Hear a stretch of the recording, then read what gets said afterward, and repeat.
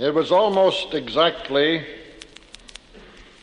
2,000 years ago, 2,010 years if you want to be precise, that Marcus Tullius Cicero, obviously referring to Julius Caesar, although he was too smart to mention the name, said that an ungoverned populace usually chose as its leader someone bold and unscrupulous who curries favor with the people by giving them other men's property.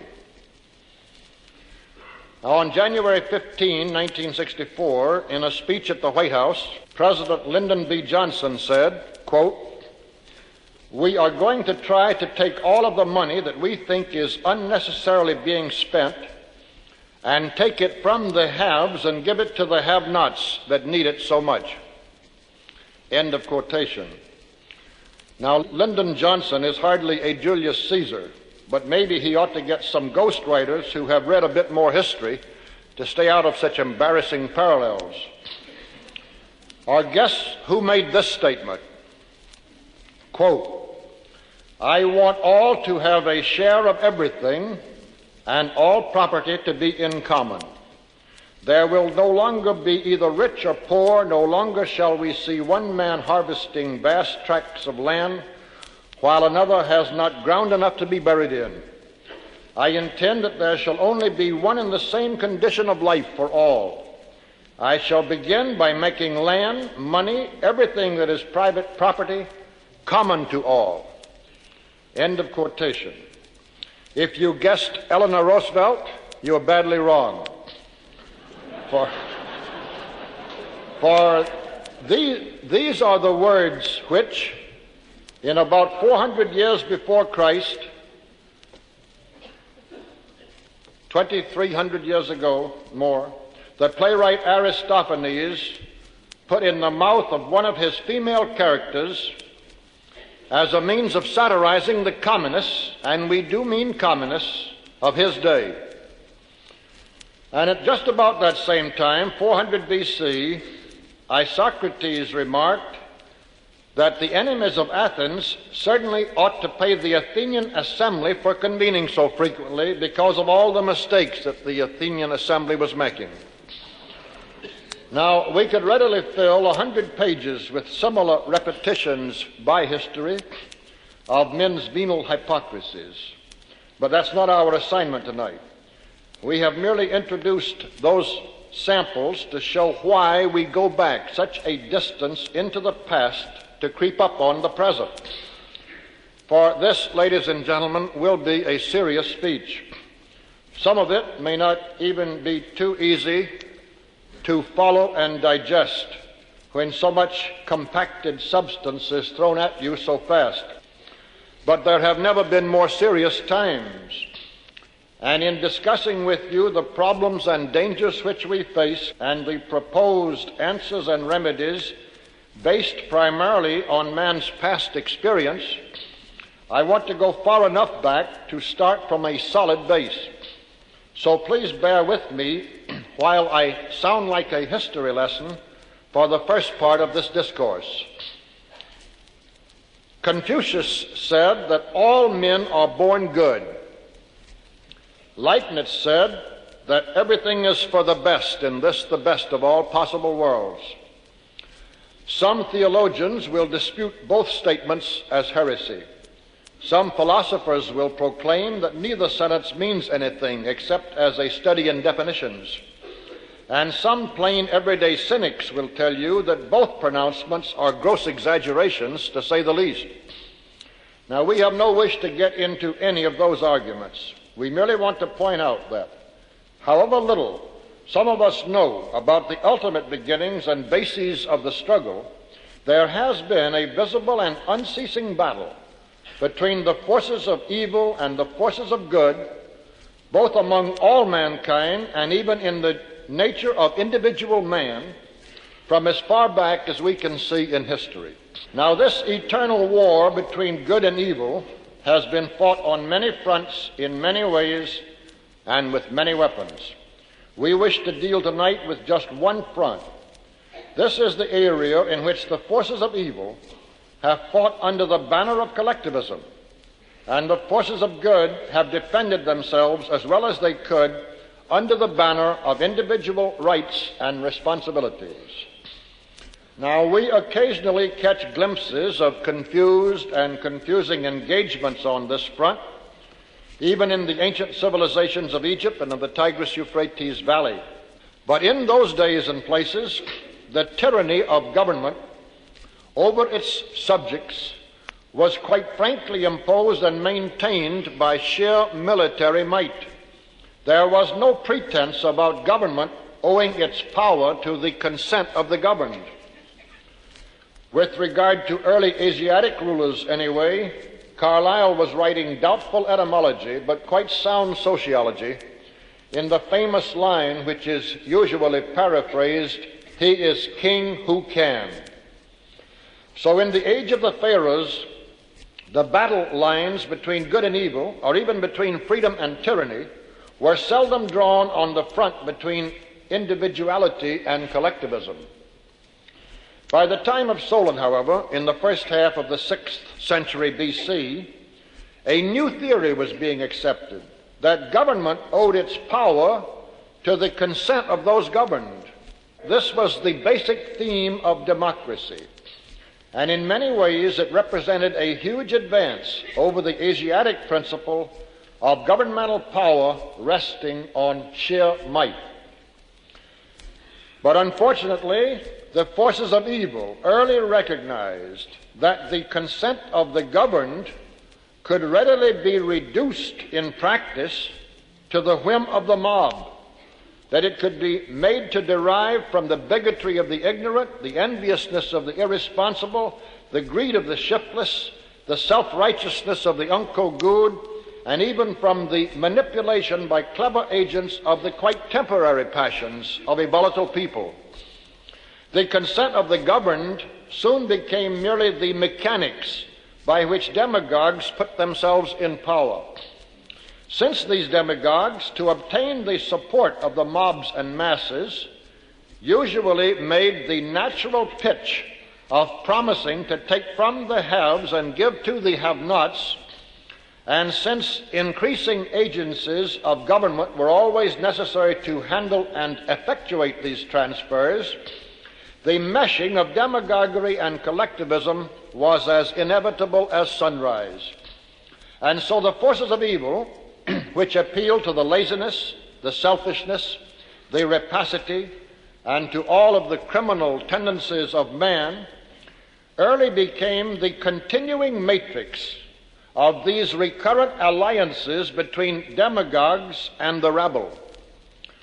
For the forces of evil sought always to destroy or weaken man's slowly building traditions of morality, of property rights, of the rights and responsibilities of the individual. And there was no surer nor quicker way to damage these mores than through the government of tyrants who derived their power from mob instincts which placed no value on the individual. Now, the early growth in the Greek world of the city-state tyrannies based on this process was due in part to Solon's having been preoccupied with a system of laws without consideration for a system of government through which those laws were to be enforced. There was not even the attempt, so valued by Thomas Jefferson 2,400 years later, to bind successive rulers down by the chains of a constitution, with the result that from the time of Solon until Oriental ideas of government by sheer military power were reimposed by Alexander the Great near the end of the 4th century BC, democracy ran wild throughout the Greek world. Any ambitious and ruthless enough criminal could make himself the tyrant, as these rulers of city-states were quite properly called, by masquerading his crimes as still further advances of collectivism for the good of the people, with one interesting result that was quite beneficial to any real future progress of mankind in connection with problems of social organization. This was that by the beginning of the Christian era, the most intelligent Romans had learned, even more from the history of the Greeks than from the experiences of their own country, that an unbridled democracy was the worst of all forms of government. In the meantime, the Romans had devised the first real republic in history, with that diffusion of governmental power and system of checks and balances which were designed to protect a people from the results of their own ephemeral follies. So that by the time the Romans adopted the laws of Solon in 454 BC, they, the Romans, had a permanent framework of government through which these laws were to be maintained, enforced, and made binding on rulers as well as on those ruled. Unfortunately, however, the forces of evil had already learned the irresistible power of the collectivist appeals, and the legal guardrails erected by pioneering forefathers could only hold back the mob for a while. They could not stop the mob from gradually trampling down these barriers in recurrent and ever greater stampedes towards socialist morasses, which were pictured by the collectivists, of course, as greener pastures. In fact, most of the demagogic ideological appeals which are used by the collectivists as their strongest weapons to this very day were already commonplace by the time the Roman Republic itself had been converted by successive criminal tyrants into a democracy. The principle of agrarian reform that you hear so much about today, which is a fancy liberal name for stealing land from its owners and distributing it to the far more numerous tenants.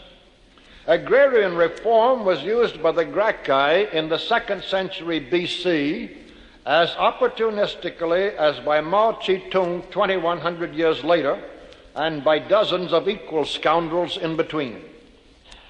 And the extension of the vote to new classes in order to dilute the influence of the solider citizenry and increase the weight of the rootless mobs was advocated by the Gracchi with the same arguments used by those who wish to reduce the voting age today to include irresponsible college pranksters. By the turn of the 1st century BC, Gaius Marius could have given Charles de Gaulle lessons in how to murder and imprison his anti-collectivist enemies by quasi-legal means. And by 50 BC, that tribune of the people, Gaius Sallust, could have taught economic demagoguery to Huey Long and simultaneous personal fortune-grabbing to Eleanor Roosevelt. By now, by this time, 50 BC, the forces of evil had learned well from massive experience to use government as the instrumentality through which to achieve their ambitions, and to use the demagogic appeal of bread and circuses for the masses as a means of controlling that instrumentality known as government. The phrase that there is nothing new under the sun was itself once new. Everything about the deceptive, dishonest, and destructive processes of collectivism have, of course, been new at some point in the gradual evolution of the massive sociological machinery with which the criminal manipulators now pursue their own power and happiness. But since the time when a Caesar became Augustus, there has been little except refinements and enlargements in the basic tricks of the demagogue's trade. The difference between the coin clipping by Roman emperors, the printing of paper money without substance under it by practically all modern governments, and the dilution of the value of our own currency by the more intricate shenanigans of our Federal Reserve System is entirely a difference in mechanics and not in either morality or purpose. These operations are all simply the means by which a government brazenly but insidiously steals from its own people for the benefit of those who control the government. The price controls and wage controls and all of the similar procedures of economic regimentation for burying the rights and responsibilities of individuals under the huge palimpsest of government's rights and responsibilities, as inaugurated by Diocletian in around 300 AD, were necessarily changed in scope, but not changed at all in principles when reestablished as Franklin Roosevelt's New Deal 1,600 years later. And while that powerful modern slogan for the philosophical defense of collectivism, namely the greatest good of the greatest number, appears to have been created in approximately that form by Francis Hutchinson about 1720, and made the basis of so-called philosophic radicalism by Jeremy Bentham and the Mills only a century and a quarter ago, there is little changed in it from the thoughts with which Plato had infected the minds of men more than 2,000 years before. Plato, Bentham, James Mill, and John Stuart Mill all undoubtedly had the best of intentions. But that fact does not alter one bit the uses to which their fantastic misconceptions as to the sources of both progress and true humanitarianism in human society have been put by megalomaniacal or cold-blooded criminals who sought only their own greatest gain under the pretense of these ideals. Of course, there were contemporaries of John Stuart Mill who saw the fallacies in the utilitarian philosophy as a guide to government. Bulwer Lytton acidly commented that the greatest happiness of the greatest number is best secured by a prudent consideration for number one. And Herbert Spencer came up with one of the most penetrating epigrams of all time. The ultimate effect, he said, of shielding men from the effects of folly is to fill the world with fools. But there is little basically different, even in these criticisms of the excuses and the mechanics of the collectivists, from what Aristophanes had been saying in Athens in 400 BC. There has, nevertheless, been a tremendous increase during the past 2 centuries in the efficacy, the unceasing impact, and the deadliness of the collectivist weapons. It is the basic reason for this huge difference which is the chief theme of our concern tonight. And that difference, which has made the horror of the collectivist drive so much worse, its impact so much greater, ladies and gentlemen, that difference can be expressed quite simply in just one word: organization.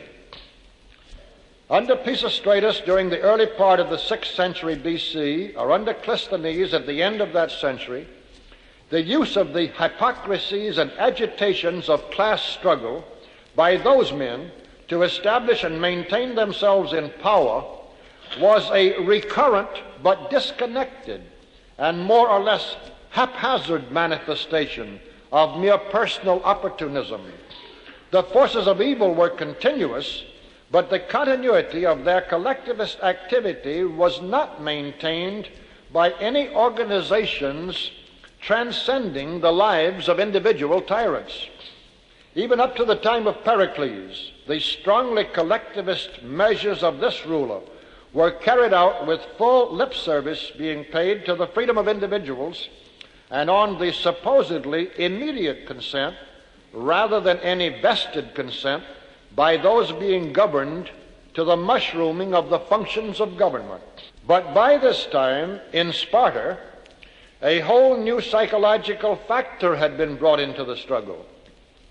This was a collectivist tyranny that was self-perpetuating through whatever oligarchic rulers might successively wield the power of government, which brazenly claimed the vested right and did exercise the continuing power to absorb all privileges and all responsibilities into the hands of government, doling out to individuals only such narrowly restricted areas of personal freedom as the government chose to grant.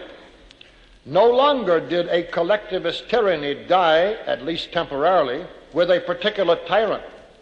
No longer did the collectivist forces of evil have to roll with the punch at each new interregnum between their agents until rallied again behind some strongman opportunist of sufficient ruthlessness and cunning. The control by these forces of the instrumentalities of government power and of all the brutalizing, stultifying, destructive mechanics and propaganda of collectivism was now continuous from one generation to the next. For the forces of individualism to reassert themselves under these circumstances, not just the ephemeral power of a single tyrant, but the entrenched power of the whole Spartan system had to be overthrown. And this factor of continuity and organization was of sufficient importance to enable Sparta, through 2 generations of mixed Cold War and hot war, to conquer the Greek world and to keep its collectivist tyranny imposed on this whole Greek world, including Athens, for yet another full generation. For all future completely totalitarian collectivist regimes was so well established by fascist Sparta that there is only one major difference between its basic philosophy and that of our Soviet enemies today. And the economic and political organization of the Spartan state, as well as the methods of infiltration and subversion which it used for gradual conquest of the whole Greek world, were so similar to those of Soviet Russia as to astound anybody who studies this subject for the first time. But the Spartan tyranny was eventually overthrown before any new clique of collectivist brutalizers could establish themselves with a continuous organization in power. Alexander the Great had brought the whole Greek world, had brought Greece under the sway of a worldwide despotism. With the frankly Oriental concept restored, that governmental powers derived not from the counting of oyster shells, but from the sweep of the sword. And by the time Alexander's empire fell to pieces, Rome was introducing a whole new era, and in many respects a whole new civilization, to the pages of man's history. So that Sparta remained as an example to be followed, a goal to be sought, and an experience from which to profit on the part of collectivists of later centuries. But it did not establish an esoteric core of uninterrupted organizational permanence to control and guide collectivist drives for power in the centuries ahead. The precedent had been set, however, and the vision obviously reoccurred to many evil men during those 2,000 years.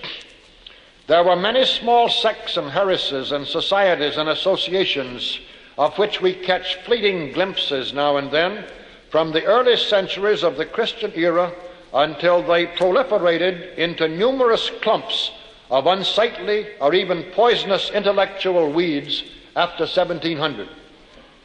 How many of them there were, each of which intended to be the embryo of an organization that would grow in power until it ruled the whole world, we do not know. For a high degree of secrecy was not only essential to any even temporary success on the part of any of these nefarious collections of criminal con men, but the thrill of belonging to some mysterious and powerful inner circle was one of the strongest appeals any such group could offer to prospective recruits. We do know, however, from hundreds of small leaks and published accounts, that the doctrines which gave many of these secret groups their cohesiveness and continuity would fall clearly and by the most tolerant classification into the category of evil.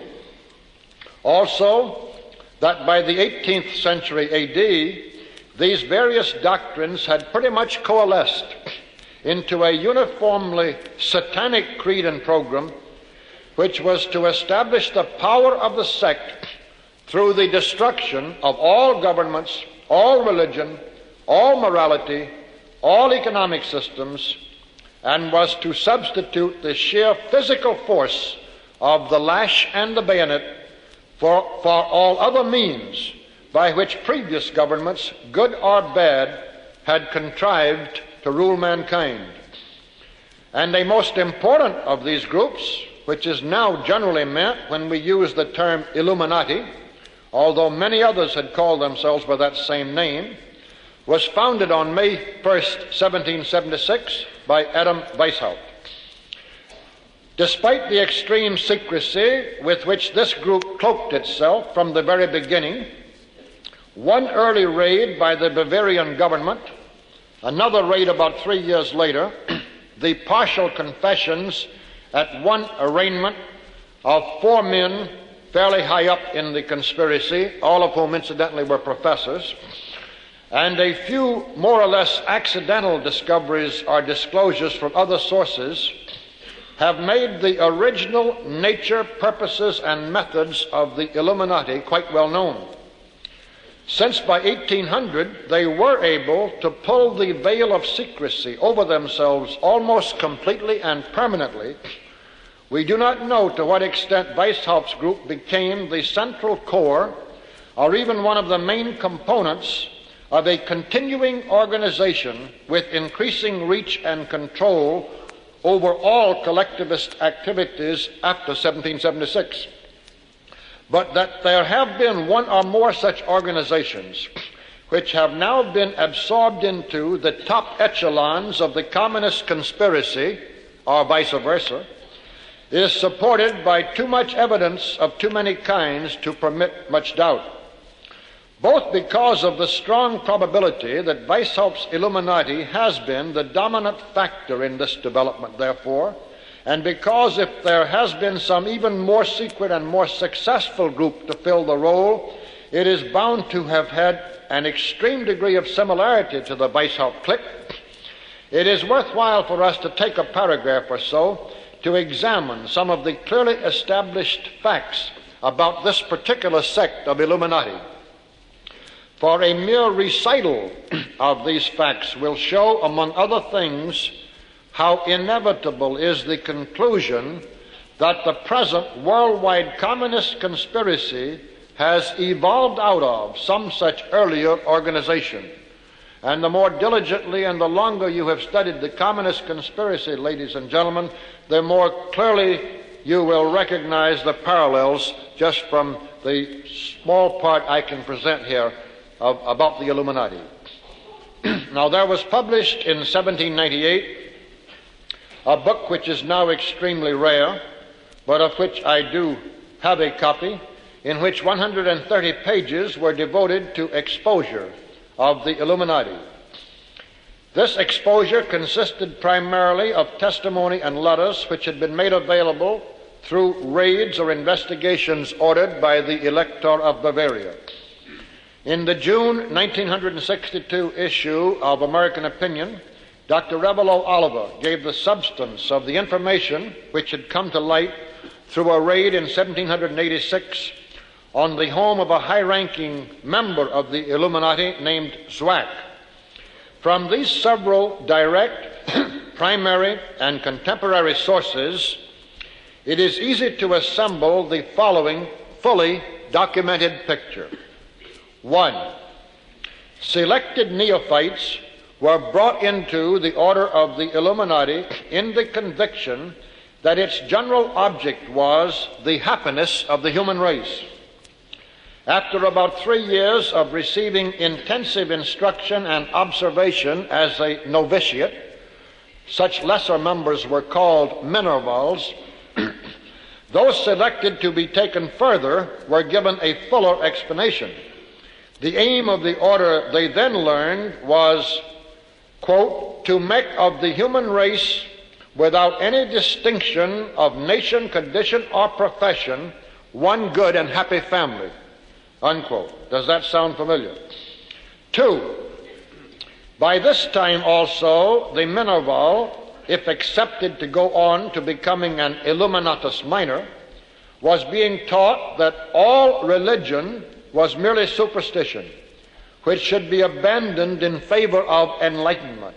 in other words, illumination, and of the triumph of reason. Note that word reason. From then on, it's a very important part of all the collectivist drive in philosophy. One of the idealistic inducements which brought many recruits into the order was the assurance that it would help to spread the purest and noblest form of Christianity. Yet many Protestant ministers, during the initial 3 years of brainwashing to which they were subjected, and this is way back at the end of the 18th century, then actually came during those 3 years to equate the doctrines and purposes of the order with the purest form of Christianity, and were ready to shift their allegiance to the worship of reason by the time they were called upon to do so.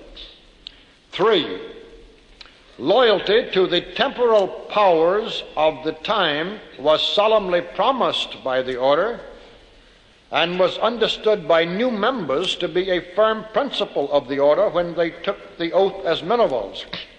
By the time one came, however, to take the far more serious oath as an Illuminatus minor, he was already accepting the doctrine that the happiness of the human race required the uniting of all the inhabitants of the earth into one great family, that the abolition of national differences and animosities being requisite to this end, patriotism was a narrow-minded sentiment incompatible with the more enlarged views and purposes of the order, and that consequently all ruling princes were to be regarded as unnecessary and expendable.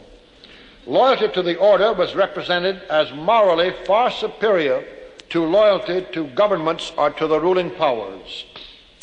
One passage in Weishaupt's own explanation of the oath required at this point in a member's progress, which is given in a letter that he certainly never intended should be made public, is so revealing as to merit quoting in full.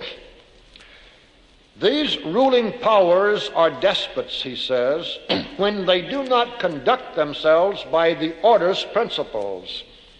And it is therefore our duty to surround them with the order's members so that the profane may have no access to them. Thus we are able most powerfully to promote the order's interests. If any person is more disposed to listen to princes than to the order, he is not fit for it and must rise no higher. We must do our utmost to procure the advancement of Illuminati into all important civil offices. End of the quotation. As a corollary to these instructions, it is to be noted, Weishaupt's Illuminati contrived to place their members as tutors to youths of great rank or importance. They managed by influence and intrigue to get dignitaries favorable to themselves appointed to higher offices. And the diligence and skill with which they worked at promoting each other is illustrated by the fact that within a comparatively few years, all of the chairs at Weishaupt's own University of Ingolstadt, with just 2 exceptions, were occupied by Illuminati.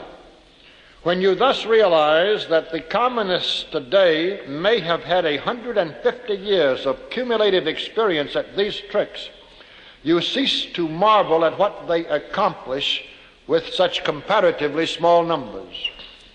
4, sensual pleasures were to be given high rank among those to be pursued for the happiness of mankind. This was gradually to be made clear to the minerals, and the release by enlightenment or illumination of the restrictions on such sensual pleasures as formerly imposed by their consciences, this release was to be one of the subconscious appeals leading them to the worship of reason instead of religion. 5, nothing was more insistently and repeatedly emphasized on members than the propriety of employing for a good purpose, good in their viewpoint, the means which the wicked employed for evil purposes. It was taught that the preponderance of good, that is, good from the order's point of view, in the ultimate result of any action to be considered, made any means justifiable, and that wisdom and virtue consisted of properly determining this balance with regard to any situation. More specifically, nothing was to be scrupled at if the superiors of the member could make it appear that the order would derive advantage from it, because the great objective of the order was superior to all other considerations. 6. The method of education of the Venables was intended to make them and all members of the society spies on all other members. One of the most important activities of a Venerable, by which he was judged as to whether he should be advanced to the next level, consisted of the sealed reports he was required to turn in to superiors he had never seen on the methods and efficiency and views of the immediate superior who was giving him his 3 years of instructions. 7. Keeping secret all of the activities of the order and even its very existence was stressed at all times as of the utmost importance, and dire vengeance was promised any member who ever betrayed its secrets, even if he had been dismissed or for any other reason had ceased to be a member. 8. Self-criticisms by a member of his own failures and shortcomings, especially with regard to his conduct on any occasions where he himself had doubts as to its propriety or wisdom, were required by his superiors. Any such reports or confessions were to include some account of his friendships and of his unorthodox opinions, as well as of his conduct on such occasions. 9. The most important of all knowledge for a member to acquire was an understanding of human character and motivations, for only thus would the member be able to bend those with whom he came in contact to the service of the order's purpose. 10. The baneful influence of accumulated property was declared to be an insurmountable obstacle to the happiness of any nation. Although the order chose by preference to recruit from the younger sons of important families who might be encouraged to resentment against the results of the rules of primogeniture, still the full impact of this principle of the society with regard to property was not made clear until the Venerable progressed to the point of taking his oath as an Illuminatus Minor. At that time, this long and solemn oath included the following, quote, this is the end of 3 years of training. I bind myself to perpetual silence and unshaken loyalty and submission to the order in the person of my superiors, here making a faithful and complete surrender of my private judgment, my own will, and every narrow-minded employment of my power and influence. I pledge myself to account the good of the order as my own, and am ready to serve it with my fortune, my honor, and my blood. Should I, through omission, neglect, passion, or wickedness, behave contrary to the good of the order, I subject myself to what reproof or punishment my superiors shall enjoin. That's the end of the quotation from the oath. All of the above, and a great deal more, the Venerable had learned and promised by the time he really became a fully accepted member of the order. The training, the disillusionment, the gradual acceptance of the real purposes of the order continued until one who was properly qualified became at last a member of the inner circle. By that time, the following facts had been made crystal clear to him, and he was a party to all that they signified. A. The purpose of the order was to rule the world. B. In order to accomplish this, it would first be necessary to destroy contemporary civilization. This specifically included the overthrow of all existing governments, the merging of all nationalities and races into one people under one government, the abolition of all private property, the destruction of all religion, and the abrogation of all morality. C. Any and all means were to be used to achieve this end. Whatever helped the order was good. Whatever hindered it was bad. D. A philosophical front glorifying equality and a new kind of morality were to be utilized wherever they would serve. The essence of the, quote, morality, unquote, was that the world should come to be ruled only by able men and good men in all positions and at all levels. But the important and undisclosed catch was that who qualified as good men and able men was to be determined solely by the order. E. Any and all persons of whatever rank or character who could forward the purposes of the order in any way were to be utilized as much as possible, without any necessity for them to be members and perhaps without their even knowing of the order's existence. F.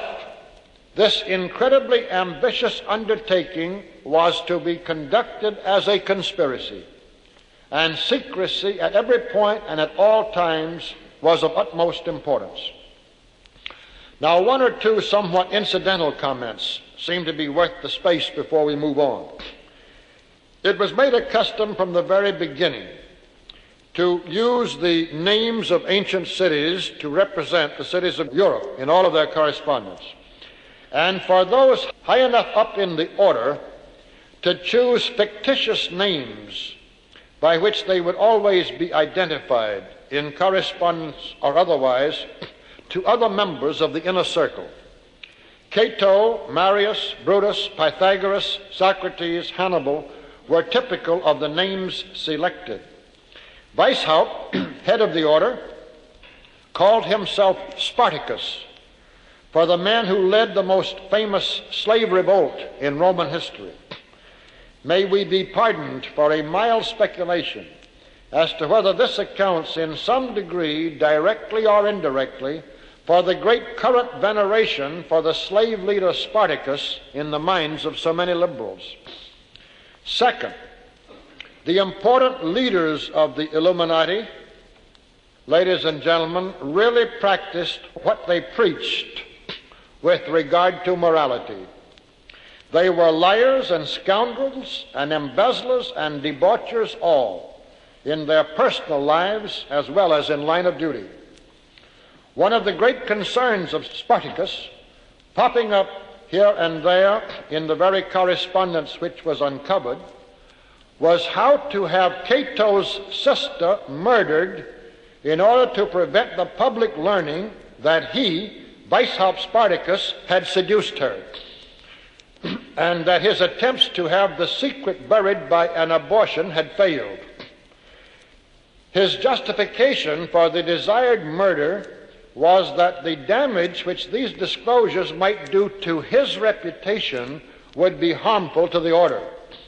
Nor our need tonight to explore the extent to which the Illuminati were responsible for or contributed to bringing on the French Revolution with all of its excesses and reign of terror. The evidence increases that this part was powerful and extensive. More important, if there were time, would be a discussion of the methods used, especially to excite and manipulate the Paris mobs, on which mobs the successful destructiveness wreaked on the state, on religion, and on all morality depended. All was lies, planned agitation, and mob action, murders carefully plotted to appear as spontaneous vengeance by the people, incredible terror used as a political weapon, all in the name of reason and of liberty, equality, and brotherhood. The French Revolution turned out to be, in fact, a rehearsal in almost every particular of what the whole world is facing today. Compressed into one city and a period of 6 years, 1789 through 1794, were all of the lies and crimes and horrors and propaganda and destructiveness which are now being applied to the whole world over a period of about 6 decades. Whether the top command of the international communist conspiracy is simply a continuing part of Weishaupt's Illuminati under whatever names and in whatever forms it may have perpetuated itself, we do not know. As Dr. Oliver has pointed out, we do know that Karl Marx wrote the Communist Manifesto in 1847 simply as an agent employed by one such group, the so-called League of Just Men, which already had branches in many countries long before it was renamed as the League of Communists. My own lesser researches clearly indicate that the infamous so-called German Union and other revolutionary bodies with exactly the same purposes and methods as the Illuminati, which helped the identified Weishaupt Illuminati mightily in bringing on the French Revolution, that they were nothing more nor less than divisions or branches of the Illuminati which had been set up separately for purposes of deception, protection, and convenience. It could easily be that the League of Just Men was just a division of the Illuminati, that Karl Marx and after him Trotsky and Lenin and Stalin and Malenkov and de Gaulle and Castro and Nehru and Betancourt and hundreds of other leftist leaders elsewhere throughout the world, and a dozen in this country whom we had better leave unnamed, have all been working for such an inner group, or in some cases have been members of it. We do not know. It doesn't matter enough to deserve more than passing attention or speculation in the struggle we are in today. What does matter, and the point to which this whole speech has been leading so far, is that the forces of evil which work through collectivism are always organized, while the opposing forces of good, which support and defend the rights and responsibilities of individuals, are always disorganized. And this seems to me the primary reason, above all other reasons, why it sometimes takes so long for the forces of good, with all truth on their side, to come out from under the slavery or suppression or ignominy to which they are recurrently subjected for a generation or for a century by the forces of evil.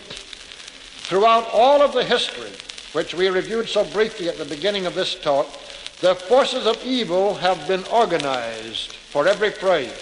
The forces of good have never been organized, except during those last-ditch, often suicidal, but sometimes successful spasms of effort to throw off a collectivist tyranny when enough individuals had finally come to recognize that tyranny as unbearable. And now we face an extension of this principle, which makes it tremendously more important. For in our contemporary world, the forces of evil are not only more elaborately and tightly and lastingly organized than ever before, and not only do they have the benefit of an organization which has visibly been continuous and growing for many decades, but whether or not this organization is merely a continuation of one which has been active for nearly 200 years, it has obviously taken full and remarkable advantage of the accumulated knowledge and experience of collectivist groups which have been active throughout that whole period. The Communist Party of Khrushchev does not have to be a direct organizational descendant of Weishaupt's Illuminati to be able to benefit from everything the collectivists learned from their manipulation and use of, let's say, that incredibly slimy hypocrite Mirabeau, or of the equally nauseating, though far less brilliant traitor, the Duc d'Orléans, in steering the French Revolution onto the course that the Illuminati had designed. The very fact that both Mirabeau and the Duc d'Orléans were members of the Illuminati, as they were, although not trusted members and only half illuminated, and hence to be treated as members as long and only as long as they were useful and then tossed to the wolves. This very fact, these and many other such experiences and accomplishments of Weishaupt and his inner circle can supply the top communist command today with many guidelines as how to deal with a Juan Bosch or a John Goulart or a Juan Perón. while the anti-communists of the world simply do not have and never have had any organizational continuity which gives the slightest chance of even learning about and much less utilizing the experiences from past encounters which are repeated over and over and over. As one of my associates has said, the communists have missed nothing, absolutely nothing, among all the possibilities for deception, propaganda, and aggression in any and all situations which may arise, while the anti-communists appear to have learned absolutely nothing from the past. I have never seen an anti-communist who even recognized the incredible similarities between the characters, careers, and utterly false historical legends of Cornelia, the mother of the Gracchi, and of Eleanor Roosevelt. I've never seen one that recognized in Alcibiades such an instructive prototype of a couple of our recent very distinguished political leaders in this country. I have never seen one who pointed out the unbelievably numerous and extensive parallels between the Spartan state during the Peloponnesian War and the USSR during the war we are fighting today. But the communists, ladies and gentlemen, obviously learned directly from the story of Sparta or from organizations which have passed this knowledge on to the contemporary communists that the family must be weakened and then destroyed as a sociological unit by any totalitarian collectivist regime.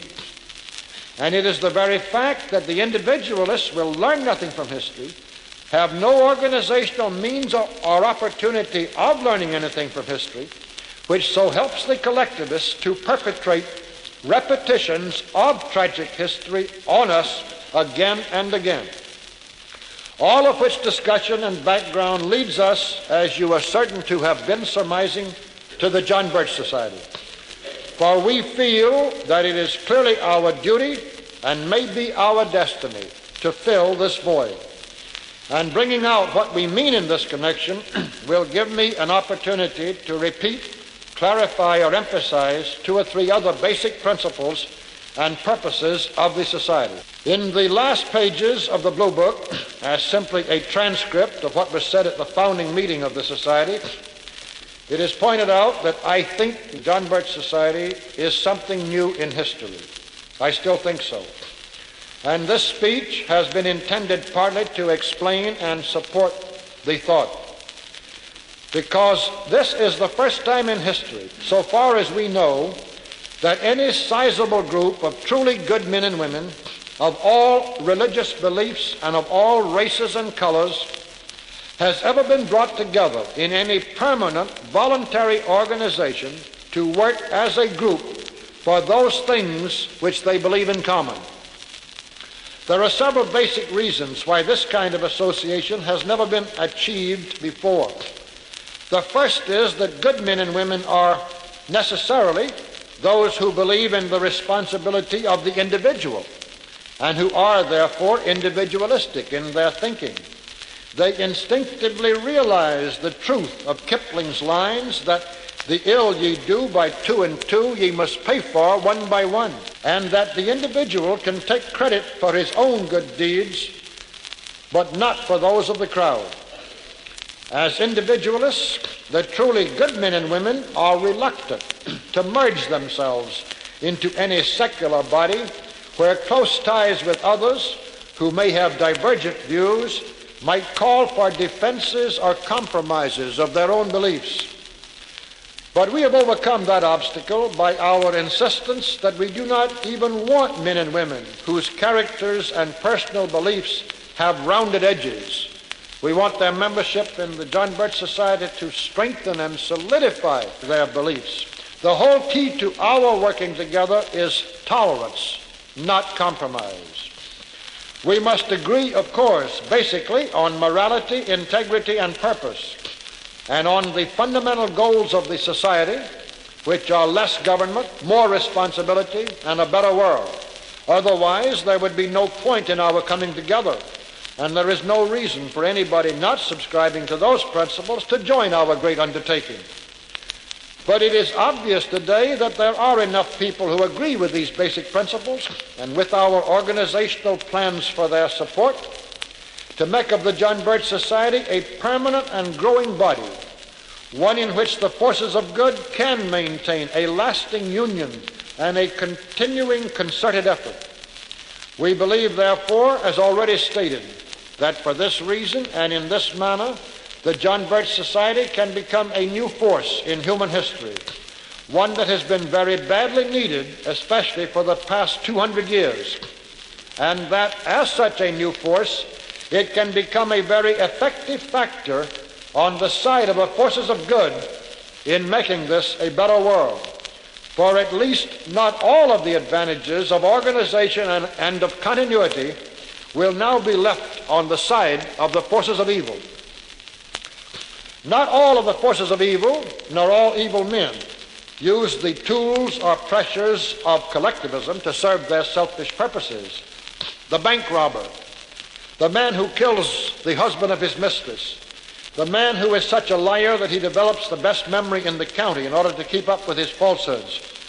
These may even be individualists. In fact, as a boy in democratic North Carolina, I heard on reliable authority that horse thieves had even been known to vote the Republican ticket. And we regard bank robbers, murderers, liars, and horse thieves as enemies of the John Birch Society, and in fact as enemies of all society, even if and when such criminals do happen to be conservatives with a strong penchant for laissez-faire. So collectivism is not our only enemy. But we are permanently, eternally, and completely opposed to collectivism as either a political philosophy or an activist conspiracy. On the contemporary scene, we refer to the conspiratorial collectivists as communists. Obviously, we must stop these conspirators from gradually imposing their system on the rest of mankind, and we must rout the conspiracy before we can move forward with our long-range constructive purposes. But the important point here is that we are also opposed to all collectivists, including the present-day communists, even on the philosophical plane. For we seek less government, more responsibility, and a better world. The collectivists, on the other hand, are always and everywhere striving for more government and less individual responsibility. And the communists today are also doing their utmost to bring about a completely amoral world. In this fight on both levels, we have a twofold job. One is simply to carry on a continuous and increasingly large-scale educational program. Even for our now raging fight against the communists, education is our basic strategy and truth is our only weapon. Did it ever occur to you to wonder why, with the John Birch Society no larger than it is, and having absolutely no official standing or support, the communist periodicals in Moscow, which lay down the line for the communists everywhere else to follow, have devoted more space to smearing the John Birch Society than they have ever given to any other non-official enemy in the whole 40 years of their lying propaganda? Well, I can tell you many reasons, but one most important reason. It is that we offer a new kind of opposition. Nowhere else in any of the 50 countries the communists have already taken over have they ever had to contend with a sizable organization of patriots which was dedicated simply to the principle of bringing out the truth. The communists do not fear arms or armies. In most of the world, even the so-called remaining free world, they control too many of the men who would have to give the order to march. The communists do not fear the bombs and missiles of push-button warfare. In most cases, they now own the men who would have to push the buttons. They do not fear purely political action. In every country, they have proved their ability under all circumstances to control and stultify purely political action and mold it to their purposes. But the communists seek to impose and maintain their tyranny in any country with only about 3% of that country's population. Obviously, this could not be done if even 50% of the population understood what was happening. All it would take to stop and rout the communists in our own country completely in 3 months, ladies and gentlemen, would be for enough Americans to become aware of what the communists are doing and how they are doing it. The necessary political action, through impeachments, through votes in Congress, through the actions of state legislatures and governors, through special elections and regular elections at every level, would follow so fast it would make your head swim. And it would make the communists put their tails between their legs and scamper to their kennels. And of course the communists know it. I only wish even our own members knew it half so well. So it is our aim to become a huge and deeply dedicated educational army. We already are. It's our aim to become a much larger one. But we also have a second task on which the first one in many opportunities and events in the future will all depend. And that is simply to establish and maintain ourselves as a continuing organization of unshakable loyalty to the principles for which our great body came into existence. We shall thus be on hand and a rallying point whenever the collectivists arrive at one of those pages of future history where the weakness of good men and the parallel strength of organized evil men combine to give these forces of evil an opportunity to come out on top once again. Let's make this whole thought clearer by specific illustrations.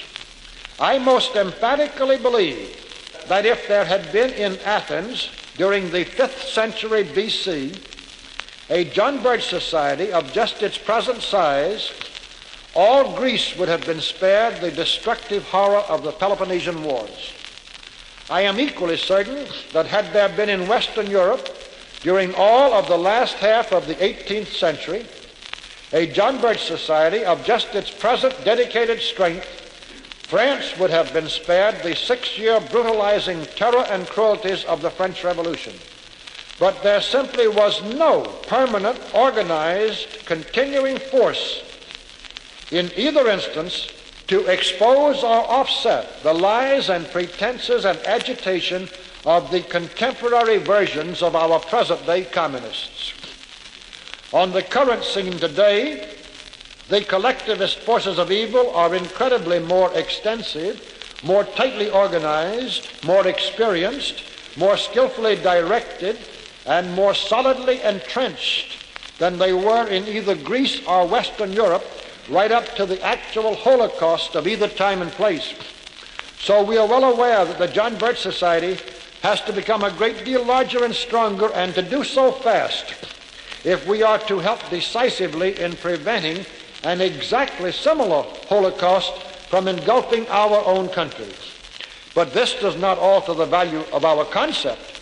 It merely makes us lament that the John Birch Society was not founded 30 years sooner and more determined in our effort to catch up to the need, both for the present colossal battle and for the long struggle ahead.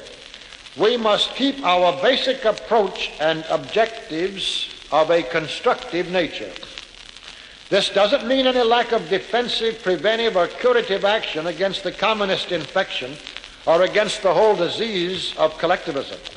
When a physician cuts out a tumor or prevents smallpox by vaccination, his particular action may be negative or defensive, but it is certainly part of a constructive activity and purpose.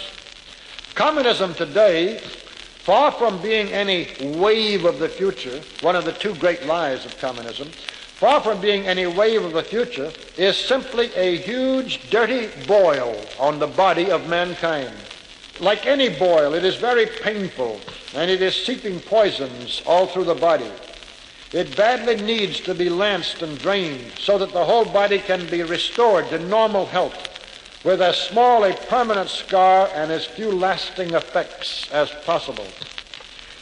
The concern of the doctor when lancing and draining a boil is the health of the body which had become infected. But a good physician will also do all he can to insist on cleanliness and proper living to prevent boils and to make the body of his patient more healthy, both before and after cutting out or curing any particular result of unhealthy living. And the analogy holds all the way for ourselves in doing our part as a physician towards giving the whole body of mankind a healthier mind in a healthier body. It is this imperative need for positive, aggressive, constructive thinking and action and purpose which is the real theme of all I am saying to you or trying to say tonight.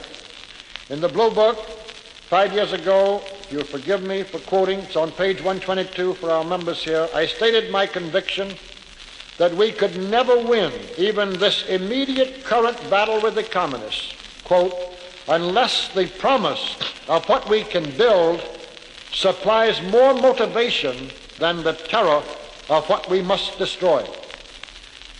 And this speech tonight has been prepared primarily to re-emphasize that conviction. All of the rest of it has been intended as prelude to these final paragraphs. And the easiest way to make their purpose clear is to look once again at the present battle from a few different specific viewpoints.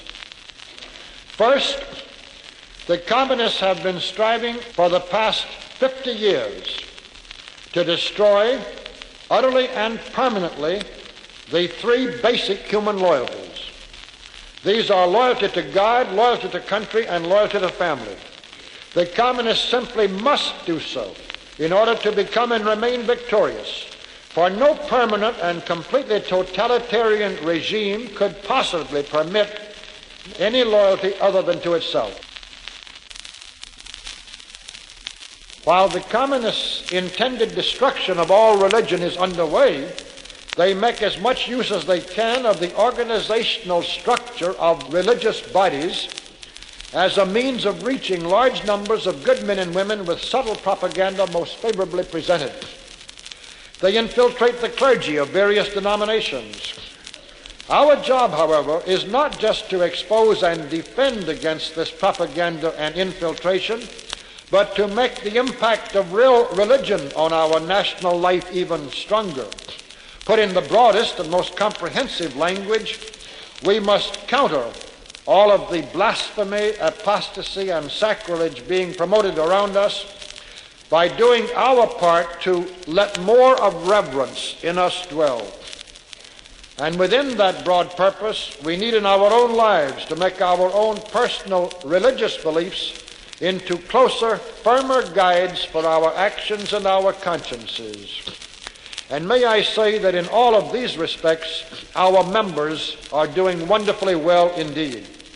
Among the greatest encouragements that we constantly find on the quite rough road we are now traveling are the hundreds of letters from our Catholic, Protestant, and Jewish members alike, telling us that their work in, dedication to, and understanding of the John Birch Society has caused their religion to come to mean more to them than ever before. There's not a week goes by that we don't get many such letters.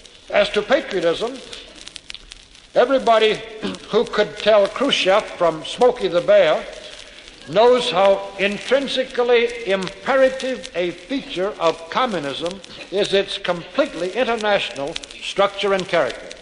Despite the communist use of a flamboyant new pseudo-nationalism in formerly colonial areas, during the brief transition period while a Ghana or a North Vietnam or a Congo is being converted from a British, French, or Belgian colony into a Soviet colony, and despite a few recurrent and very useful feuds, such as the supposed one going on now between China and Russia themselves, feuds based on the fraud of nationalistic divisions within the communist family, nevertheless, it is perfectly obvious that the communists must do everything they can to destroy all real patriotic sentiment as rapidly as possible.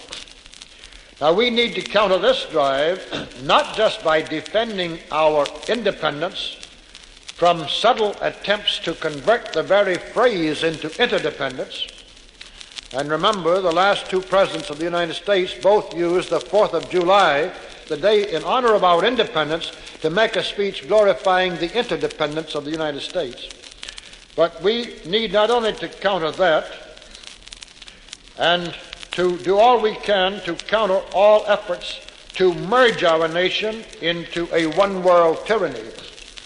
We must seek at all times and everywhere to make our fellow citizens constantly more aware of the material, political, and spiritual accomplishments of our nation, of the greatness of its heroes, of its once glorious promise as the last best hope of man, and of the tremendous destiny that still awaits it as both a physical and a spiritual leader among the nations of the future.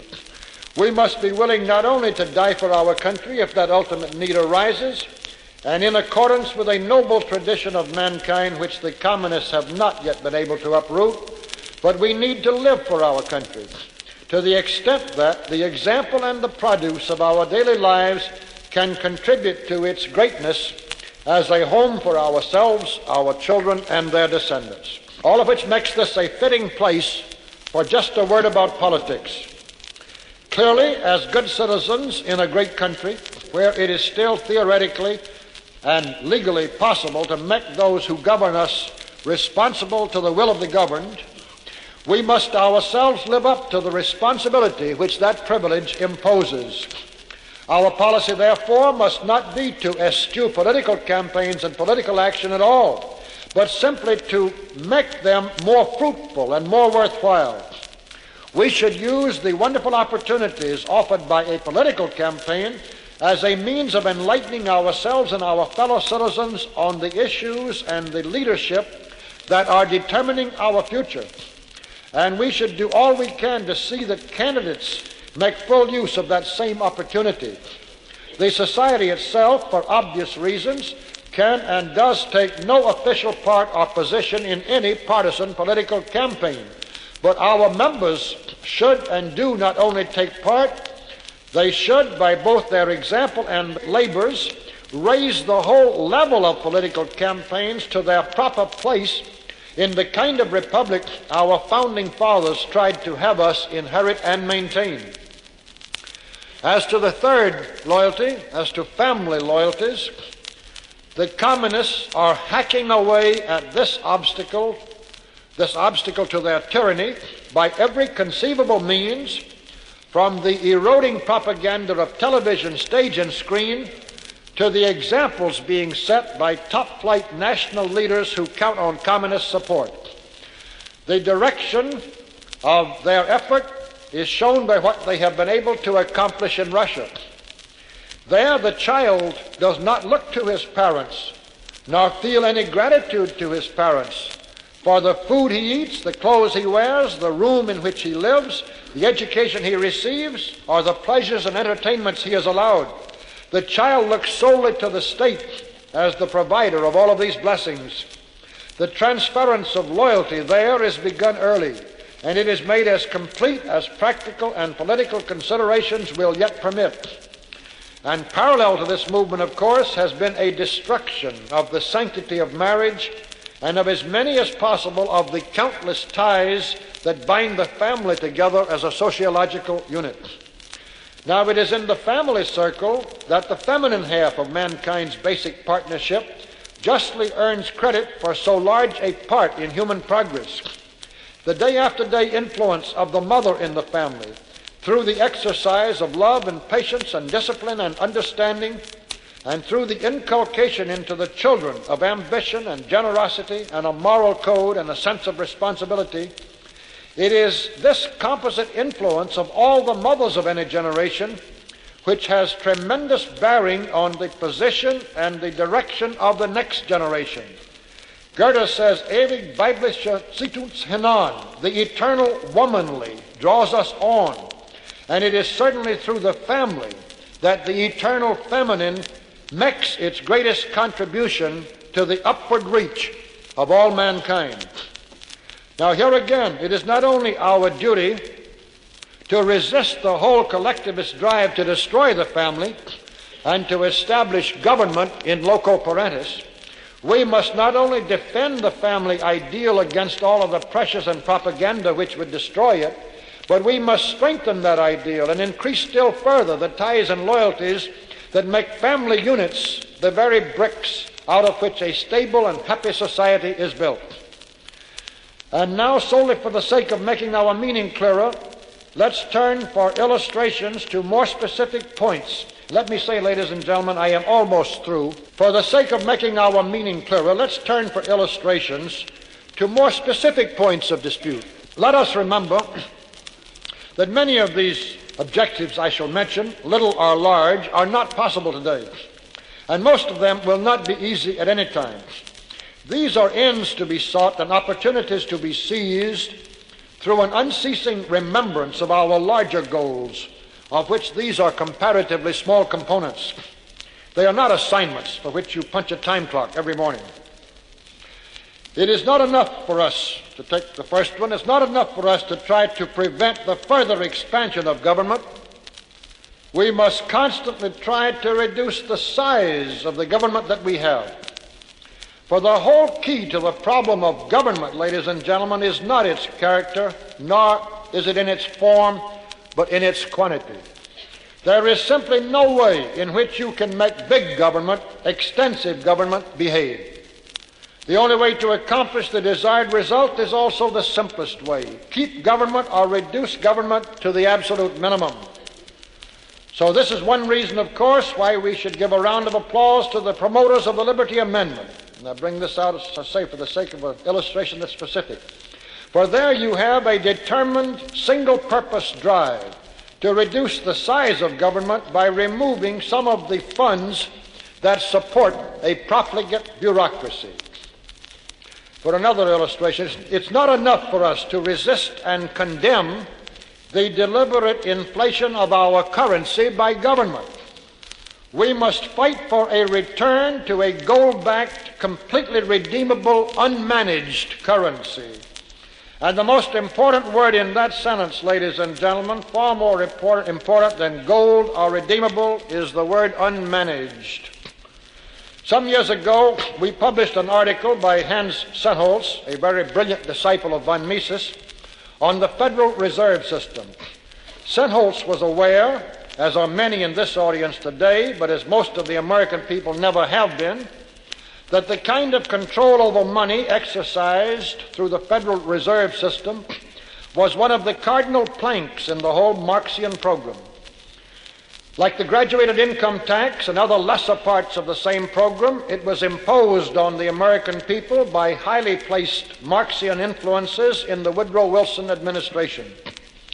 And Sennholz ended his compacted survey with the conclusion that, despite the very best of intentions on the part of a preponderant majority of all the officials of the system, without the Federal Reserve, the United States could not be dragged into socialism, while with the Federal Reserve, socialism could not be avoided. Now, a friend of mine sent a copy of this article to the head of one of the Federal Reserve banks. He, in turn, had an answer written by one of the bright young bureaucrats in his banking empire. And that answer began with this sentence, quote, "Somebody has to manage money. It certainly will not manage itself," unquote. Which meant that you could just throw the rest of the paper in the wastebasket as so much junk. Either unconsciously or deliberately, the young expert had completely missed the whole point. For it is only to the extent that money is not made the tool of the value judgments or of the political ambitions or of the ideological purposes of the planners that money serves its basic purpose. It is only to the extent that money is unmanaged and is a completely passive medium that it becomes so useful a common denominator into which to convert and through which to exchange the infinite results of man's productivity and the measures of his desires. In fact, ladies and gentlemen, and this is demonstrable, the freedom of money from management runs remarkably parallel throughout all history to the freedom of man himself from collectivist tyranny. And we must fight for both freedoms at every turn. Third, it's not enough for us to condemn the present increasing centralization of our schools and the extension of that tendency into a drive for the federalization of all education. We must do more. We must seek constantly to provide better local schools and a better understanding of how much their advantages outweigh the loss of efficiency supposedly provided by centralization. A decade ago, a few very able industrialists and an equal number of able educators, with myself as a very small fish in that pond, gathered repeatedly throughout 2 years in all-day meetings to hammer out a document which finally ran to 32 printed pages. But the whole core of that document, to which we wanted the educators to agree, of which we wanted them to become convinced, and to which we wanted them to put their names, and to which they did finally agree, much to their own amazement, was the statement that in America the education of youth is the ultimate responsibility of their parents, and that under the United States Constitution, the largest and highest governmental body which can thus act as an agency for the parents is a state government. Despite all of the deliberately unconstitutional violations of that principle, which we see around us today, it is just as sound now as it was then. And we should work at every opportunity to return all educational units and facilities to circumstances in which their responsiveness to the will of the parents is more significant and more obvious. We should also do all we can to restore among parents a conscious sense of their own responsibility for the education, training, and attitudes given to their children by the agencies to which they have delegated their own duties. For again, all other freedoms, as best shown by the illustration in reverse in ancient Sparta and in Soviet Russia today, all other freedoms run quite parallel to the extent that education can be kept diffused, decentralized, subject to the infinite small fluid errors of differing groups instead of the few huge petrified errors of centralized government, and can be kept free from the use of education by such central power as a weapon of its tyranny. Now, there are in my notes a dozen more illustrations of similar purport taken from every division and activity of our national life. But I was sure by the time I got to this point, even in writing this speech, that the time had come to wind it up. So let's do so with dispatch. In this warm war now, which is rapidly getting warmer, and in all of the cold wars, tepid wars, and even hot wars of the long future, between the collectivist forces of evil and the individualistic forces of good, the John Birch Society must contribute organizational strength and firm leadership along the lines clearly indicated by our upward reach. We must oppose secrecy with open-handedness. We must publish to the world our beliefs, our purposes, and our methods as fully as the collectivists conceal and disguise their own. We must oppose conspiracy, not with counter-conspiracy, but with exposure, justice, and education. We must oppose falsehoods with truth, blasphemy with reverence, foul means with good means, immorality and amorality with more spiritual faith and dedication, rootlessness and chaos with tradition and stability, relativity with absolutes, pragmatism with deeper purposes, hedonism with a more responsible pursuit of happiness, cruelty with compassion, and hatred with love. We must oppose the collectivists in every way, because both their methods and their purposes are diametrically contrary to our own. But above all, we must oppose their willful destructiveness of all we have inherited with an equally strong and creative determination to improve and enrich that inheritance. We must be constant and conscious helpers in the building of more beautiful, more permanent, and more useful structures in the physical, the political, and the spiritual areas of association and joint effort with our fellow men. As is well known to some of you, I have much love for poetry, and I am not deterred in the least from quoting verses of the 19th century poets because they are ridiculed by the superficial sophisticates of today as didactic or commonplace or outmoded. The Ten Commandments and the Sermon on the Mount are the two most hackneyed pieces of literature in a score of languages, but they are still rated pretty high by several 100 million people. So let me try to wrap up our thoughts for this evening for you in a leading sequence of 3 or 4 extracts from some widely scattered poetic sermons of a century ago.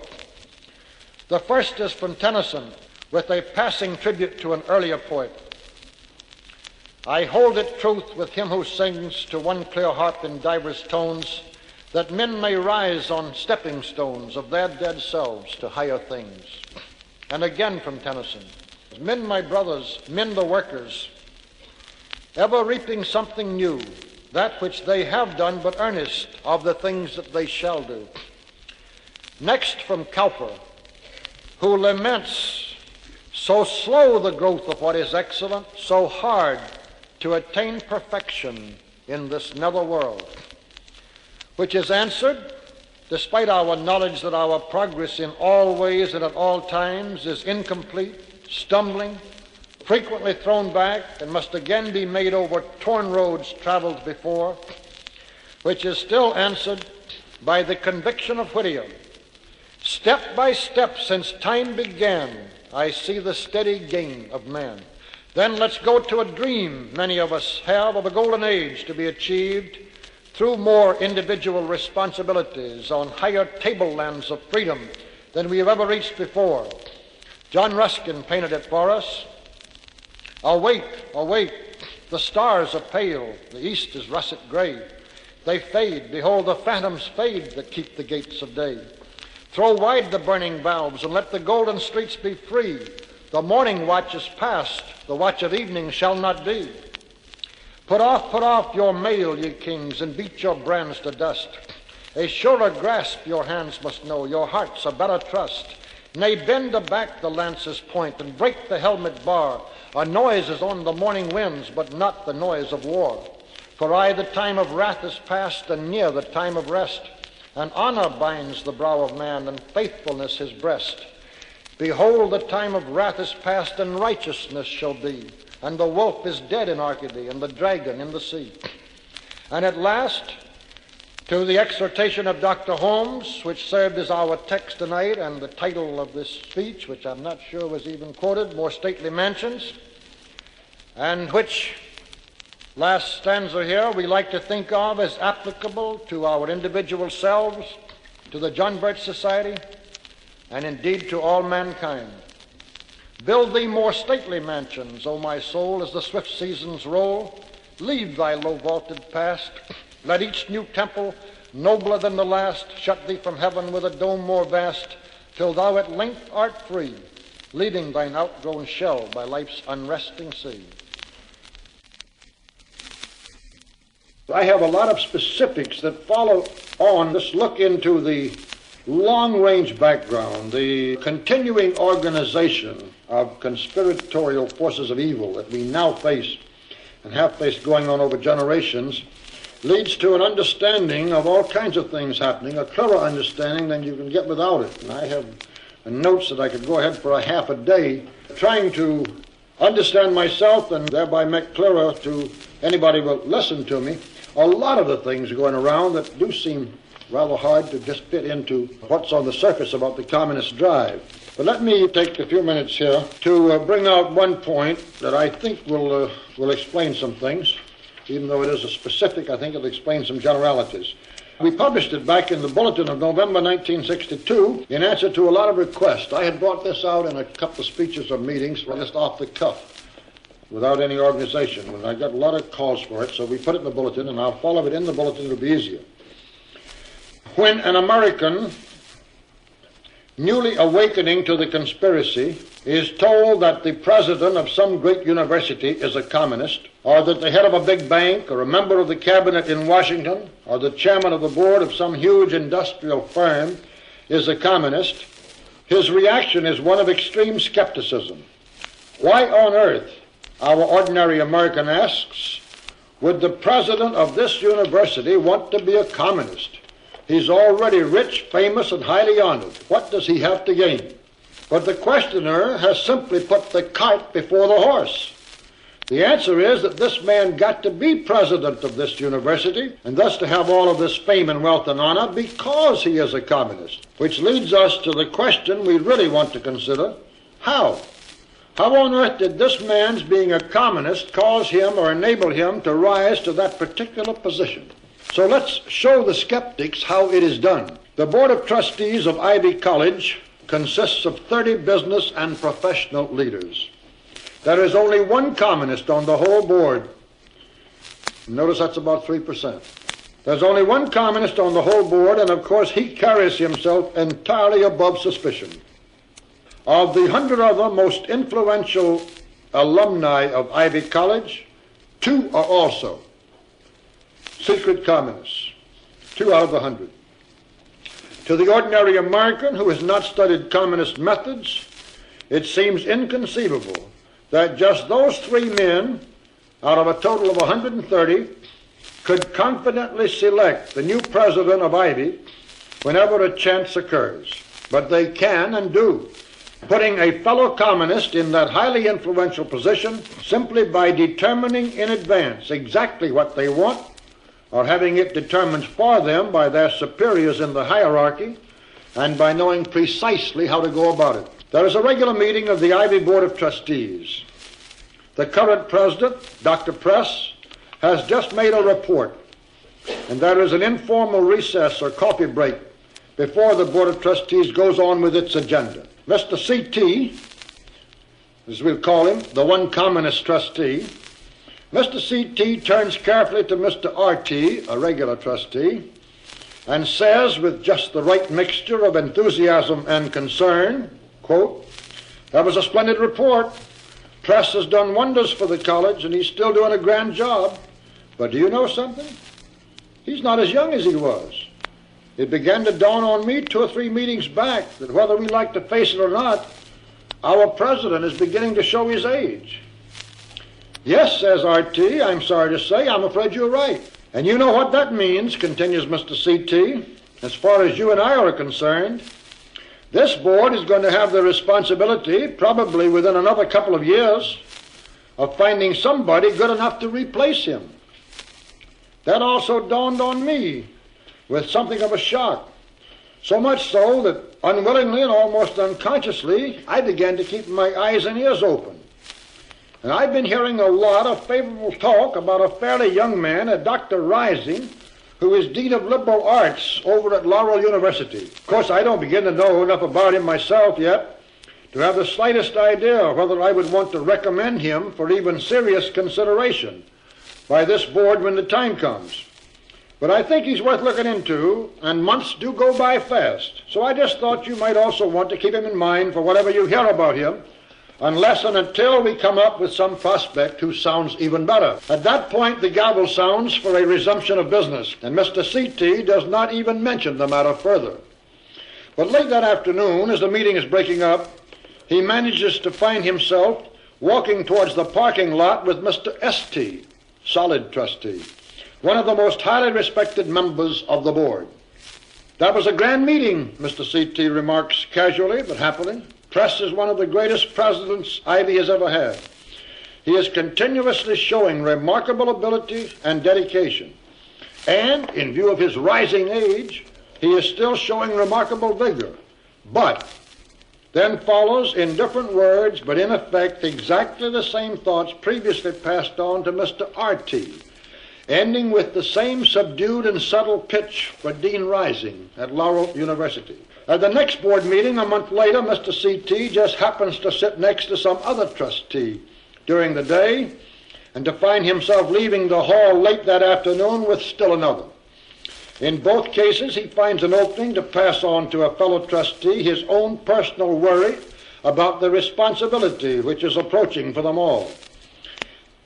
As I was already remarking to one or two of our fellow board members, he manages to interpolate somewhere in the conversation so that there will be no appearance of secrecy or of anything but casualness about his remarks if by accident some of his early targets do happen to bring up the matter in conversation between themselves and mention his name. But Mr. C.T. is well aware that he has little to worry about on this score. He and his communist bosses know human nature too well.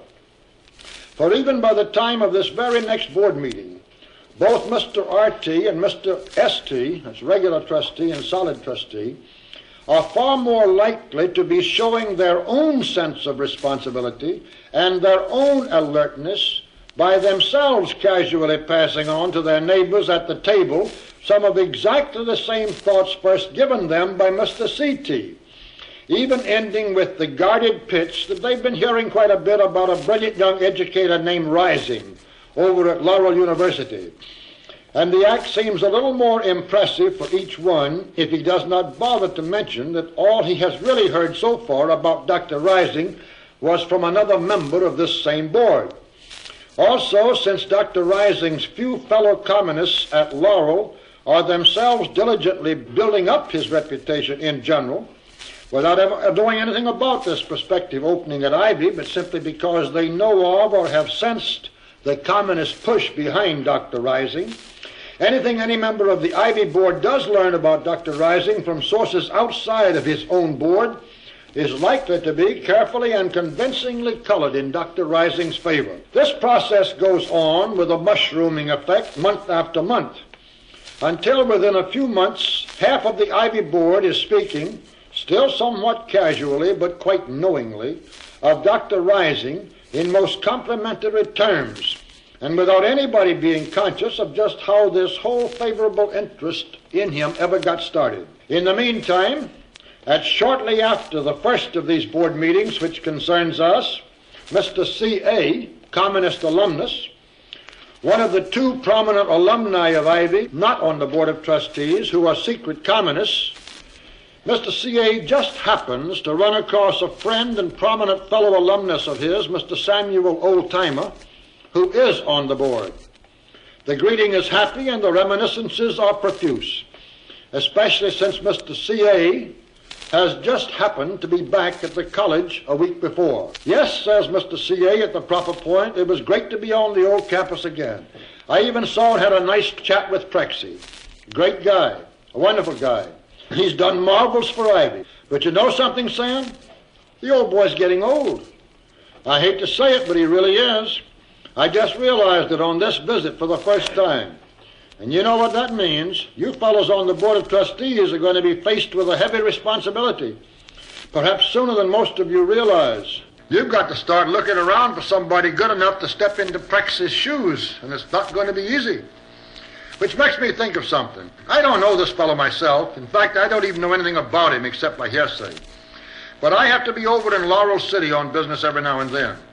Because of the university being there, if I stay over for a dinner with different friends, they're likely to have some professor and his wife among the guests. And the conversation sometimes gets into the area of education or discussion of educators. I've been delighted to find how highly these professors or deans think of our own Prexy at Ivy. But the point I'm coming to is that on almost every occasion, somebody brings up the name of a Dr. Rising, who is one of the deans over there as a coming man in the educational world. Now, I don't know whether this fellow Rising's all that good or not, and I'm not on the board, thank goodness, and don't have the job that you fellows do. And I certainly don't want to be butting in, but I just thought I'd pass the name and the very favorable gossip along to you anyway. Samuel Oldtimer thanks his friend C.A., of course, for the lead. And very soon, Mr. Oldtimer is showing his own awareness of what goes on in contemporary educational circles by casual and half-whispered comments about this brilliant young Dean Rising over at Laurel University. Simultaneously, during the following weeks and months, Mr. C.A. is running into other trustees of Ivy and finding some suitable opening or excuse for feeding each of them the same laudatory gossip about Dean Rising. The one other communist among the most prominent alumni is doing exactly the same thing. And all of this gossip is being fed back quietly and with a knowing air to add to the rising tide of favorable knowledge of Dr. Rising among the trustees of Ivy. The result is that, a year or more after the first meeting which we attended in this narrative, when the question of Dr. Press's retirement and replacement does come before the board, it is almost taken for granted that Dean Rising will be given the presidency of Ivy, quote, if he can be persuaded to take the job, unquote. All of this is without his name having been formally brought up at a board meeting before, and without the members of the board now having the slightest idea of how they were brought to have this attitude. Dr. Rising takes the job all right, you can be sure, as he begins subtly and carefully, but nevertheless forcefully, to show his pro-communist leanings in a dozen ways. A few of the less brainwashed and more penetrating alumni may begin to suggest that these actions mean exactly what they appear to mean, which immediately raises the question with which we started this discussion. Why on earth would Dr. Rising want to be a communist? What has he got to gain? We merely repeat now that he reached his position because he was a communist. He had become a dean at Laurel, and before that a full professor, instead of remaining an assistant professor half his life, as happened for many equally able men who did not have the communist push behind them, through exactly the same methods utilized on his behalf at lower levels. His whole climb from instructor at Laurel to president of Ivy was obtained for him by communist backers, some of whom he never even knew or knew anything about, in exactly the same smooth ways that he himself was constantly helping to promote the careers of other communists wherever his influence or his comments could have any effect. Now, if this explanation has seemed tedious and excessive, it's because the communists are so thorough and pull out all stops to make doubly sure of their game. And unfortunately, the educational world is only one illustration and not a boundary for this parable. It is by the same formula and processes, skillfully modified and adapted to fit the different circumstances, that smart communists find their way into the presidencies of great corporations, of the biggest banks, of great national trade and professional associations, and into positions of tremendous influence in every division or area of our national life, just as they have done in other countries. Nor is any department or level of our government immune to those pressures, and least of all our military organization. Now, I have some more material about that, dealing with General Marshall and some other matters, but I think that's enough to bring out the point that I wanted to make clear. And it, I hope, does help to make clear the fact that, as I said, I don't think there's over 1% communists in the total educational world. There's about 1.5 million teachers and administrators. And I think if you take the bottom level, the grade school teachers, and those in parallel jobs across the field, I doubt if they have 1%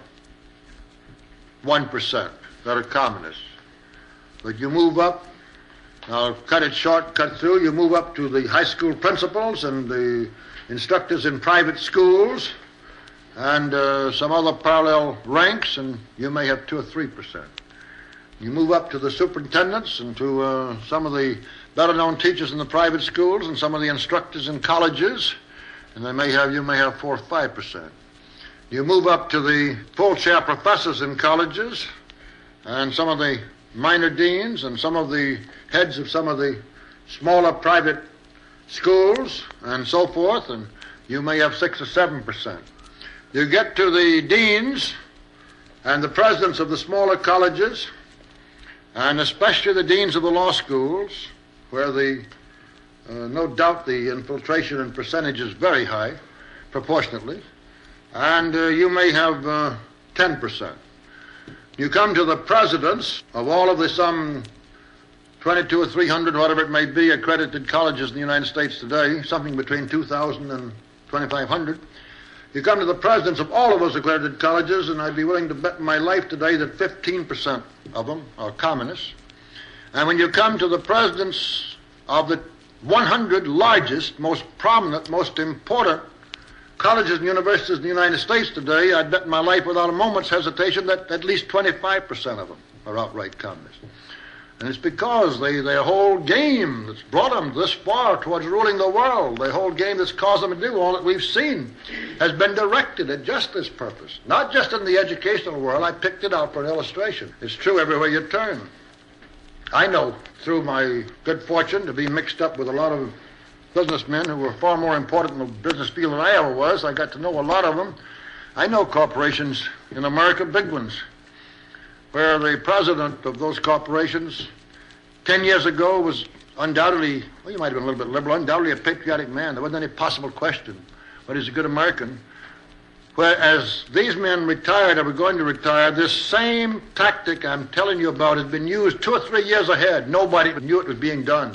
To all the regular men, except a few communists, there was nothing happened but the most casual kind of conversation.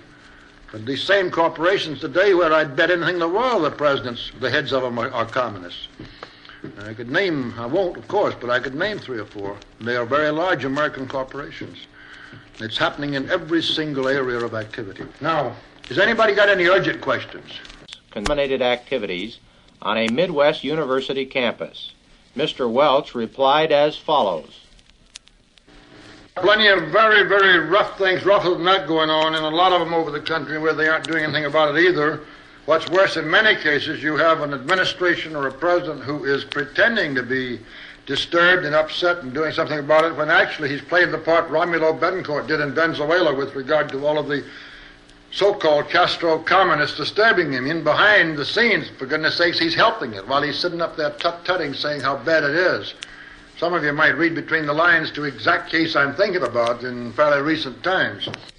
A university administrator in the audience then observed he considered Bob Welch's estimates on communist influence at an administrative level in the colleges considerably lower than the true figures.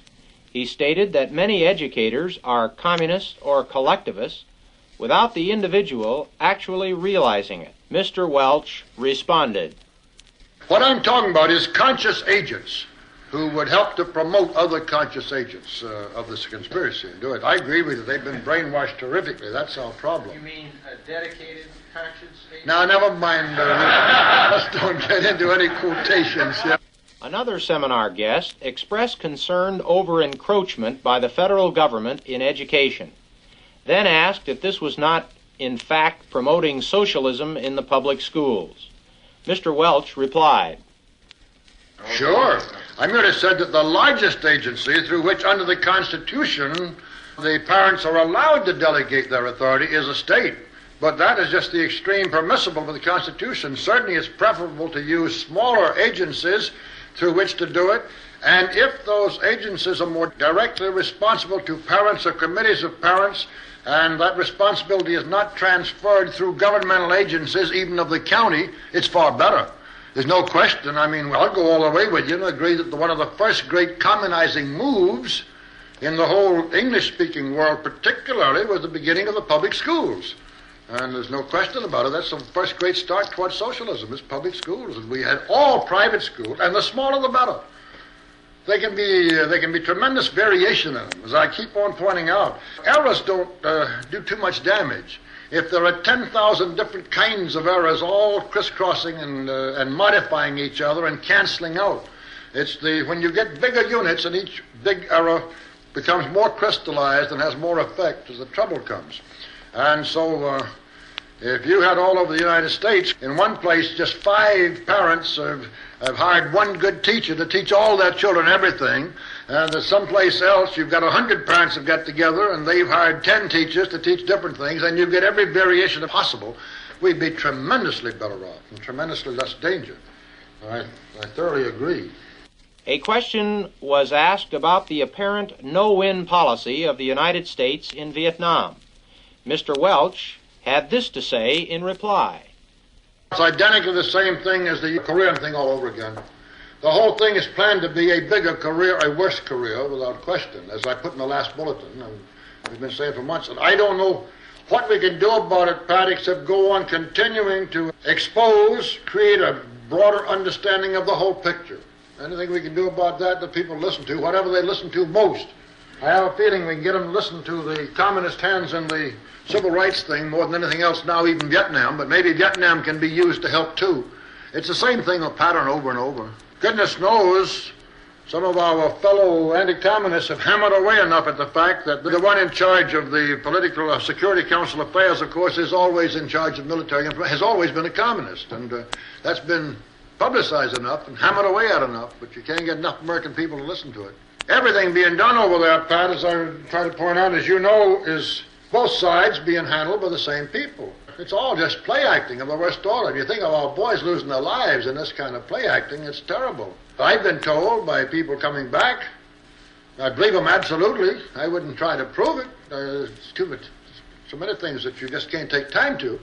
But I've been told that in all this framing up, the stage management of getting this thing ready, that heck, our people go right on through the communist lines and they go through hours. Perfectly friendly arrangement to set up the different things they're doing for the stage management. You can imagine what lodges in Vietnam for goodness sakes. And it's a long story. I'll go back, you started it, and say that we will keep publishing some things about it. We'll take the attitude always. Sure, it's fine to fight for the free world in Vietnam and to fight for the anti-communist Vietnamese. If we mean it, we'll fight for them. We're all for any degree of force and arms and expenditure if they go in there to win. But we think it's utter nonsense to go in there to drag it and let it drag, which they're doing. And Johnson himself has announced that he's not going to have any clear-cut victory, but they're not going to withdraw. That's practically his own words, and that's exactly what they want and we don't want. We say either go on and win and get out, or get out anyway, because all we are doing is costing lives of our people and poor deluded and suffering Vietnamese natives who still think there's some anti-communist strength left there, and there isn't. There hasn't been any for a long time. Another guest at the seminar asked, was it true that the Slavic crews manning the Soviet tanks in Hungary refused to open fire on the Hungarian freedom fighters and had to be replaced with Mongolian troops? Bob Welch then responded as follows.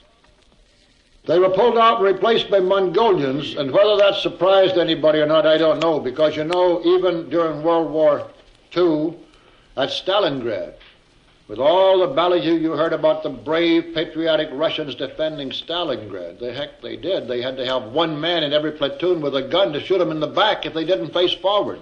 That's how little they could depend on their own troops. It's one of the factors with regard to this idea of a war between the East and West. What are they going to fight with? They could have all the guns in the world. They couldn't trust their own men. You remember that after the war was really over, and Eisenhower was having to hold our troops back, hold them back to let the Russians come on to take Berlin because it fitted the communist pictures and pattern.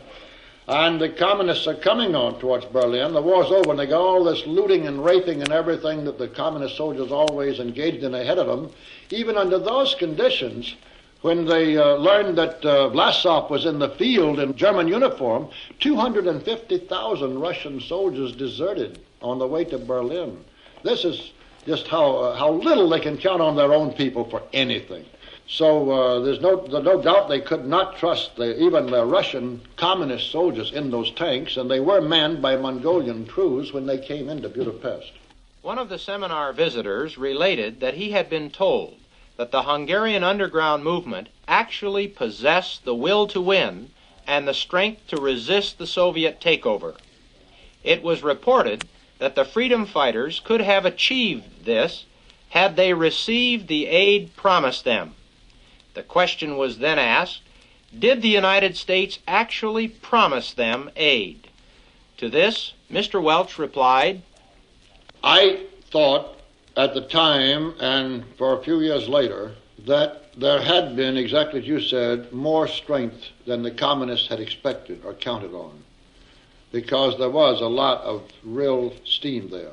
As I've looked at it in longer perspective, I don't think so. I think the communists were well prepared and expected everything that happened. Now, I do further agree, however, that if they could have had the help, there was enough drive behind it, enough heroism, that they could have made it stick. But, of course, the communists knew that they would be able to prevent that help. I was talking about the article I wrote about Adenauer when I came back after visiting with him. And the thing that they wanted me to take out of that article, I say they, I don't know who they was. I submitted it to a German friend of mine, and where it went from there, I couldn't tell you. I didn't even want to know before I published it.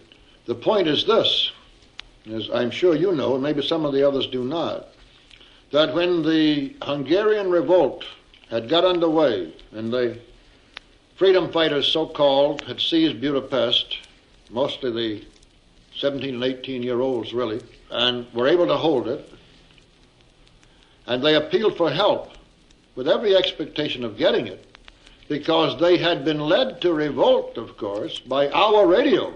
Don't let anybody give you any lies that it wasn't true. Our radio, Free Europe, helped to precipitate this revolt, to incite them to revolt, exactly as in 1945, all of Komorowski's whole army of 250,000 wonderful Polish patriotic soldiers were destroyed by the Germans as a result of being misled, beguiled, and provoked into revolt prematurely, largely by the British government through a British radio broadcast from London, to tell them the time has come to come out in the open now and drive the Germans out. They came out in the open. The Germans couldn't be driven out. They had all the tanks they needed. They destroyed the whole army, all of which Stalin had arranged and planned, so he would not have the opposition of Komorowski's army as the Polish Lublin gang went on to take over Poland. The same reason for which the 15,000, more or less, Polish officers had been destroyed and buried at Katyn Forest, so they'd be out of the way. In the precipitation of the Hungarian revolt, our Radio Free Europe invited this revolt and certainly indicated, led the revolters to believe they would get some help. All right, so they revolted, they began to appeal for help to the whole free world. And nobody would pay any attention to them. They wanted guns and they wanted medicines. The only man willing to help them was Franco. And Franco said yes, he would send planes to drop guns and medicines, but he didn't have any planes that could fly there and fly back. They had to land someplace. He didn't want to pull a Doolittle stunt, where the planes just went on and then as far as they could and dropped into enemy territory. So he asked Adenauer if those planes could land in Germany to refuel and come back, and Adenauer said yes. And so Franco was all ready to send aid to the Hungarian freedom fighters, which would have been wonderful, because it wouldn't have taken much psychologically to have increased their strength a great deal, and the whole rest of the free world might have started coming in. So Franco said yes, if the planes land in Germany. Adenauer said he'd let them land there. And our State Department learned of it, of course, and stopped it. They put all the pressure in the world on Adenauer. They knew they couldn't make Franco stop. To make Adenauer refuse to allow those planes in, so he had to tell Franco no, he couldn't, and Franco had no way to send the planes, and this was the one effort to give the Hungarian revolters help, which they didn't get, and after that nobody else tried. The question was asked, has there ever been a civilization which has reached the degree of collectivism the United States has now attained, and yet managed to survive? Bob Welch then answered, no, there never has been one, and one that's reached anywhere near the degree we have of this disease this far and recovered. But there can always be a first. I think it is at least possible for us still to reverse and save this one. But I agree with you're absolutely true. There never has been one got anywhere near this far that recovered into the morass of collectivism leading to the communism or destruction at the end. The observation was made from the floor that communism appears to prevail in areas in which there is hardship, poverty, and internal struggle, as witness, say, Cuba. Then the question was asked, should the United States not be doing more to alleviate these conditions, which appear to make certain areas riper for communist takeover? Mr. Welch replied, no, this goes back to what is called the hungry belly theory of communism, which is 100% false. We're going to come to it from other sides later. The Greeks said that one must eat before one can philosophize. The communists know very well that you must raise the standard of living and of education to a certain minimum level before you ever any chance of imposing communism except by absolute sheer brute force with no ideological help. On the whole, the higher educated, the more industrialized and the more prosperous a country is, the easier it is for the communists to take over, and the poorer it is and the less educated, the harder it is to take over. This is completely clear and proven in history. The communists deal in many big lies. The most industrialized and prosperous country in Europe after the war was probably Czechoslovakia. And of course, too much of Germany had been destroyed, and before the war it was second to Germany.